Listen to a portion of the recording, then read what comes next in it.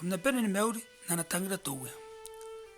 Sipangara ibukin tepong ngai et wona nokas tepong at kapong. Ya nak mente evangelio e metayu. Makorona tipi metenuma. Kipuna api meisua nakoni mepi metenuma. Tepenua karawa ayerun nepe takarau na kapakaki tari. Wamani yai eka nikanak. Kane kepo takarau nani wakasiki ara kita nakawa. Watekateka ni kakorei konana. Ani yakana roroi nanon na yapeni. Watepena ko yakana buwaka. Yorun nepe tukin nonat. Anaro kwanira ni kakorei yomta ikabuwaka. Na yakana roiri. Wanatepena ko nanon tiyay euramaka. Anatang yay menikangengi wiya. Kamota ni peikande ni kapeni. Akangay. Sota. Ita kung kani Yesu na kuya. Nangayati sa kurupogin ako, eririyak yung tiyakam tiyabenu ya karawa. O yaron metanuin tausu, yan ay pay kapo, e pay ni kaway, may nanon anak kaupay. Amen. Tiyakan dayday, yung evangelio, ari katawrawak, mayroon titame masin ebiri.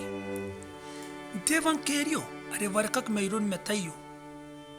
O tiyakinak takarakin kay kunaki, ke kapota waki yai te penua ya karawa me te karau e kapakaki tari oi manei e ka nikana kana ya ke pota karau te ka e kasika kiraki ido ya tan nakawa wate kateka ka korei konai ane ya kana roroi ne ya pene wate vena ko ya kabu waka kapara paraki te karaki ni kai kona kayo te kan tokin nom nap ke anaro ko ya nire ni ka korei ya mata kabu waka may karoiri.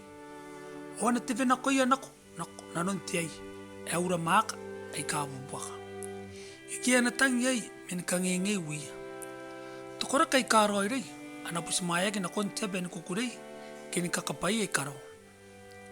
Kunan kaputa waki kay kabubaka, o ay karoiri. Akiya manin takaraw, akain tiya karisa, payi ay karoiri, o yay ay kabubaka, kaya memera. Ikakawa ke pasinari ki pakante karesa. Ika kekeyaki nubuaka na tebure.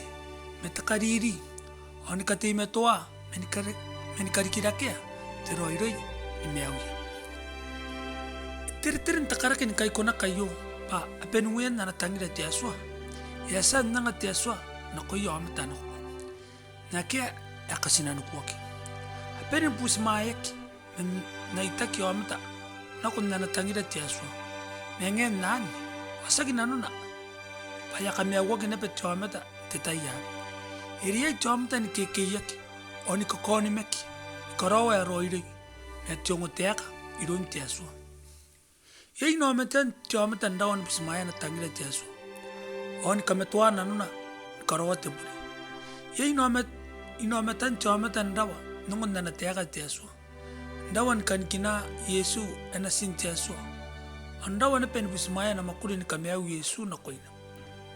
Ikarawan na yo apun chomete ya musika tekana.